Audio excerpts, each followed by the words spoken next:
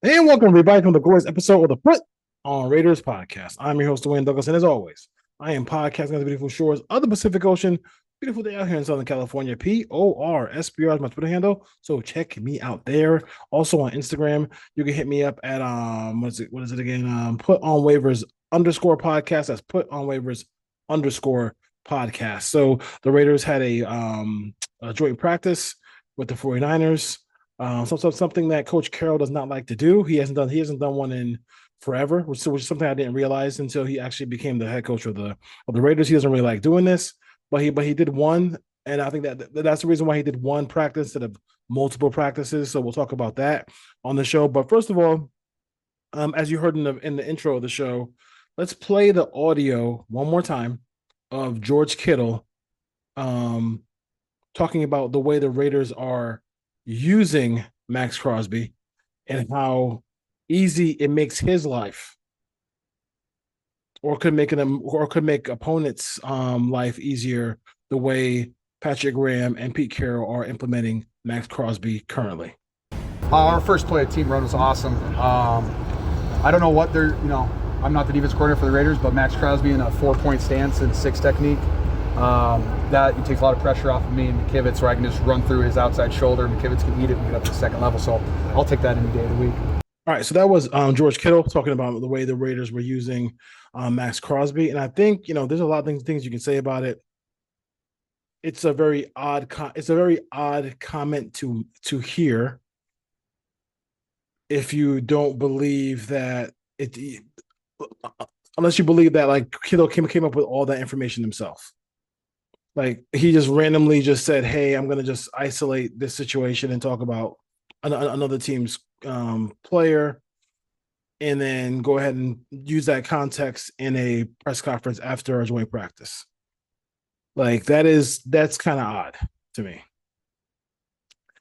So for that, I'm going to say I think that definitely was, and I'm gonna this is total speculation, but that this sounds like a conversation between two good friends who were like, "Hey, we'll see you at joint practices. What's going on? This is how they're using me, and it's driving me crazy." And then because he went into great detail of how they're using him, and how it's not the correct way to use Maxx Crosby, how easy it is for him to get open, and how the offensive line can just get to the next level, all those things like that. So I think it's interesting to see that was the way he wanted to, kind of talk about. I mean, he said, "Oh, I'm not the defensive coordinator. I'm not the defensive coordinator for the Raiders, but if I was, I wouldn't use Maxx Crosby this way." I mean, that's basically what kind of the kind of gist of the conversation is. I would, I want to hear what you guys think. So definitely hit me up in the comments to see what you think about, the Kittle comments. Was Kittle just talking out of his ass, or do you think that this was like a conversation that he and Max had about, hey, I wish they would use me this way. I wonder if this is like, I wonder if Max has gone to Patrick Graham. I wonder if Max has gone to Pete Carroll and kind of complain about how they're using him. And then he's been, and maybe it's falling on deaf ears. I really don't know. It's hard to figure that out. When not being in a room, not having phones tapped or anything like that. But it sounds like a bit of frustration from Maxx Crosby, because that is something where like I just don't see. Kittle is a talker, but I've never seen him kind of just like go in on, somebody else's squad like that. That's just odd to me that he would go in on somebody else's squad like that. You know what I mean? And obviously, I'm not sure.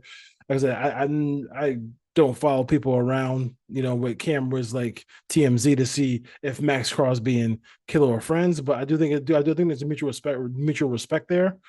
I do think that you have to sit back and like say that conversation, that context in which he said those things, it can't just be nothing.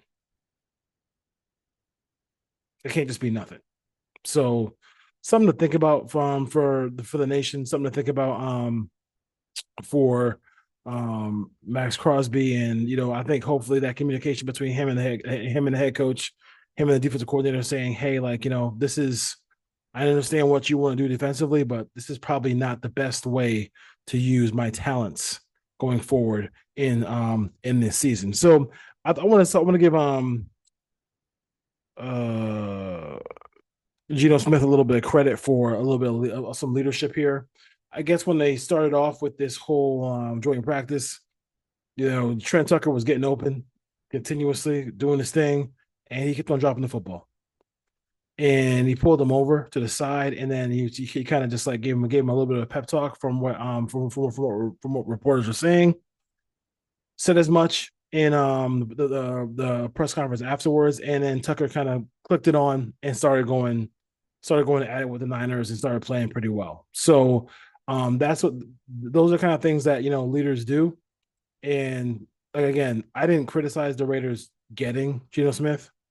I criticized the Raiders not drafting a quarterback behind him. That's it. Because the guy's 30.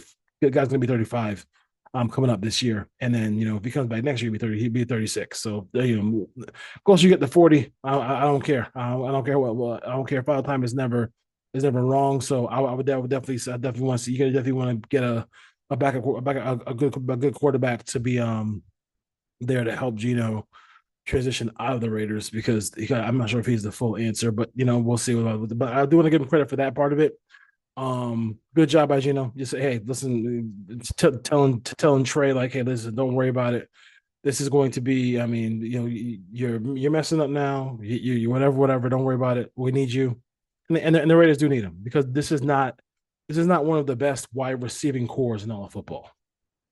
This is probably, if you see the ESPN story that or they broke down all the different groups, this is one of the worst. It's one of the worst.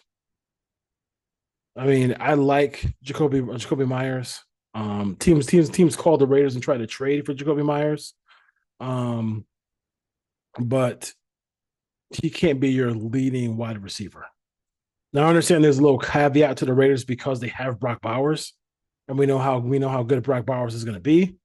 But you have to think about, like, in your head, like, what am I going to, we don't really have a guy who can do something special, like, Jamar Chase or somebody like that, and his wide receiver AJ Brown, guys like that. The Raiders don't have any guys like that. So you're depending on Bowers. They want to see a resurgence from Michael Mayer. They didn't trade Michael Mayer, so that's all you need to know. I think this is a really good. I think for the Raiders, this is probably one of the best tight end rooms, because you go. I mean, I like Ian Thomas from Carolina, Michael Mayer, and then you got Brock Bowers. That's a really good room there. A lot of versatility, a lot of size, good hands in that room as well too. So we'll see what happens. We'll see what happens there. But for the Raiders, I definitely will look at upgrading wide receiver next year, because you need or in essence, like, let's be honest. I'll just call it like it is. Like, if Tucker Thornton can become that deep threat, that'll help dramatically. And then if I think Jack Bash is going to be a guy who plays, because they drafted him in the second round, and he's a big physical wide receiver who's going to help them in the run game. But there's going to be times where that play action fake happens, the play action plays happen, and boom, you have him wide open.